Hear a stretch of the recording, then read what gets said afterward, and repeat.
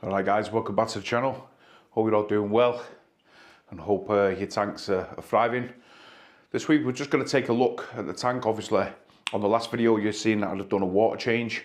On this I thought I'd go into a little bit more detail for you guys who are new to the channel, and obviously for you guys who've not even not seen a video for the past 8 months obviously. But yeah, a little bit about the Fluval is what I'm running and stuff like that. Obviously I'll show you, but as I said before, I'm running in the AI Axis 40 pump on it. It's a bit hit and miss. Would I go out and personally buy one again? Probably not. I've had a couple of issues. I've got actually two. That swap, obviously, when I'm maintaining it, cleaning it out and stuff like that, I just put the other one in. But it's hit and miss whether sometimes it comes on and sometimes it don't. You've got to reboot it and restart it, and it's just a bit of a faff. If I'm perfectly honest, but once it gets going and once you've stabilized it, it's okay. You know what I mean? So yeah, everything is fine on that. In terms of filtration, I'm run no carbon, no roll floss or anything like that in the tank. I basically just run some filter floss in the first chamber, go through that, down into the bottom, through about 7 or 8 max specs bio balls, just goes through them and then goes into the return chamber, and that's it. That is basically the filtration. I do not have anything else on it. I'm doing maintenance on this now about 3 weeks, every 3 weeks or so. Basically because I've found out that when I'm doing it weekly or fortnightly, I'm taking too many nutrients out. I'm going to feed the tank anyway, and show you guys what they're like, but yeah, I'm taking too much out at the time when I'm doing water changes every 2 weeks. So I've backed it off and I'm doing it every 3 weeks now. That seems to be the sweet point where they're keeping the parameters really stable in terms of alkalinity, calcium and magnesium. When obviously, as you guys know, I'm dosing the alpha reef. So the alpha reef, basically it just keeps it rock steady. Once you've got your parameters up to where you want them, obviously by buffering them, then if you stick to 5-10 mil, whatever your tank requires in terms of the alpha reef, it should remain stable, and that's what mine does. It sits usually around 8.5 to 9 on the alkalinity front, and that's the way I like it. That's just the bang on sweet spot for this tank. Everything is thriving in terms of the corals, the fish are healthy, and yeah, overall guys, it's like I said before, it's just the shading that's killed some of the corals, but I'll replace them over time, and hopefully maybe, you know, down the line in this year, maybe pick myself up another little tank, maybe, you know, nothing massive guys, maybe, you know, anything up to 150 litres or something like that I reckon, and that will be manageable, maybe an all-in-one, like I said before, maybe something like a max spec nano, see them, but yeah, that's the route I'm going to go definitely in terms of maybe the upgrade. But what I'll do guys is I'll turn the camera around and I'll show you guys. Obviously you'll see the placement I did, the replacement of the corals. It's absolutely worked out perfect. So I'll turn the camera around and you'll see for yourself guys. Alright guys, so here's the tank. As you can see, it's doing really well. Clownfish obviously, they're ready. They know that it's ready for feed time. But as you can see, the placement guys from last week, obviously they've been a bit peed off in terms of because they've just been replaced. But this is the deep water holy grail that I told you about. Doing really well. I got that as a single head. As you can see, it's multiple heads on it now, so it's doing really good. Obviously we've got the Goniopora, which is at the back. That's doing really good.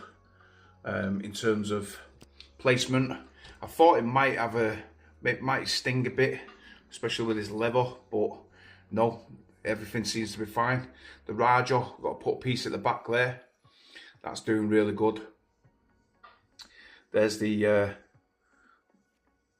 Goby there, but there, back onto the Raja there. Raja's doing really good.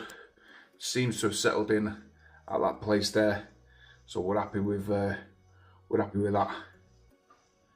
Obviously there's a piece on the back as well that I placed, if you remember guys, and that seems to be doing really good as well. So I'm trying to focus in on there so it's not too blurry guys, so bear with me. But yeah, other than that, everything seems to be doing really good in terms of the fish, in terms of the corals. Like I said, these mushrooms, once they get hold of everything, that's it, it's game over. And then we've got the Holy Grail, that's doing really good. And we have got a little, I don't actually know what it is, I've forgotten what the name of it is. It's a little tiny little red fish.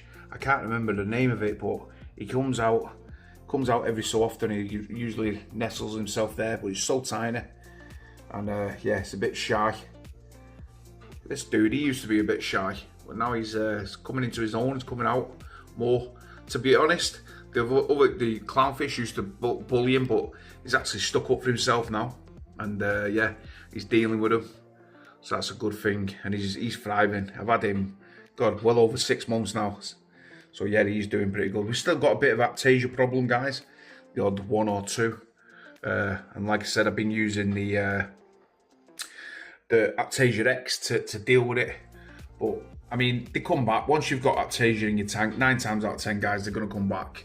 In terms of how are you getting rid of them, you've basically just got to try and either get rid of, scrub the rock, maybe, you know, take the rock out, replace the rock if you've got an infestation not too much. In terms of, like I said, in terms of like everything else, in, you know, with the corals and stuff like that, you don't want aptasia getting too close to them, because they will sting them and they will die. That is 100% guaranteed. But mine, to be honest, they're more like they're more on the side of on the back wall. And there's one, you can see that. Oh, there's the little fish. Talk about the little devil. There he is. Little dude there. Try and zoom in on him. That's him there. So yeah, he comes out. I've had him about 4 months. I thought, to be honest, because he was a similar sort of size to the clownfish, I thought that it would be a no-brainer for him. I thought he might actually get bullied and battered, but no, he seems to be doing really good in terms of staying in the tank. Well, the tank's looking pretty good, considering it's a little Fluval Evo. For these, I mean, we've had plenty of discussions, obviously, on the past with live streams and stuff like that, guys. But in terms of like beginner tanks, you can't fault these tanks. I think they're just, you know, I mean, they do what they're meant to do. And for an all-in-one system, for me, this is, you know, a little tank setup. It just goes to show. We've got this the single head Holy Grail is what, well over 14 heads now. So in terms of that, people say, you know, struggle, they're really hard to deal with. Yeah, they can be at the beginning, but it's like anything. Once you've got your parameters set, if you stick to those parameters and you don't mess about, you don't put your hand in the tank and you don't, you know, faff around, then you can get a tank, you know, that looks really, really good. You don't need to spend hundreds and hundreds and thousands of pounds to get the best tank. I'm obviously beginning to learn that after being in the hobby for what, 7 years or so, 8 years.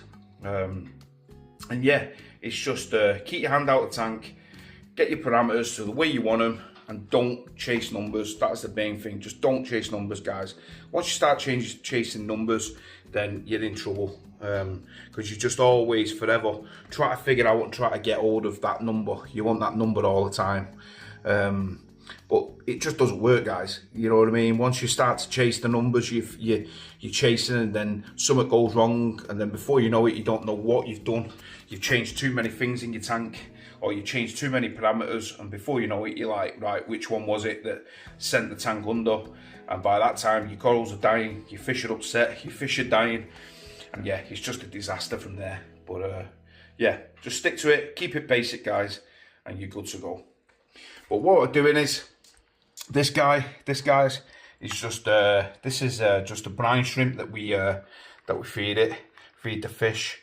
Obviously, I soak it in the CVE, and then you'll just see here the fish just go absolutely mad for it, and we just splat it around like so, and every fish, all of them just go to town on it, get a little bit more, and this is how we, and then I always put extra, obviously, because the corals need feeding, and yeah, the corals obviously get, and that's about it. This is just 1 cube, this, guys.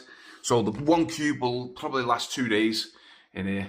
I used to feed every other day, but I feed daily here now, to be honest, because obviously, like I said, the nutrients are low anyway in the system, but we feed it pretty good.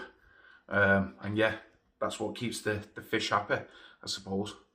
But like I said, guys, just another quick video. There's not much really to talk about on these videos. Let me know in the comments what you want me to talk about, if anything. The Zaria snails are all coming out now. And there's a little Aptasia there in the corners. We got the little Zaria snails are all coming out. These, out of all the creatures, the little, you know, the cleanup crew, these are probably my best, to be fair. I just absolutely love them. They're in the sand, and then once you actually feed them, then they just come out. And there's a bristleworm. Bristleworms, hit and miss. People love them. People hate them and loathe them. For me, guys, I always say they're fantastic cleanup crew. You know, they're great. Providing you don't get a crazy influx of them, then obviously that's not what you want. But in terms of, you know, if you've got a few in your tank, then I don't see the problem with them, to be honest. Obviously, you don't want the bobbit worms or anything like that, but these little guys, they just do the job. Eat uneaten food. Obviously, it restricts any of your nutrients going up because those guys have got the food. But yeah, like I said, guys, keep it simple, keep it clean, keep your hands out of the tank, and you can't go wrong. Well, like I said, this is just a quick video, guys. Hopefully you'll enjoyed it. Click the likes, thumbs up. Look, absolutely love you guys following me on this journey. Over like nearly 1,200 views since last week on my other video, which I'm absolutely over the moon at. I thought you guys wouldn't have bothered about watching, but just shows the love that you follow me, and you still, you still want to see the video. So appreciate it very much, guys. Once again, take care, and I'll see you on the next video. Take care, guys.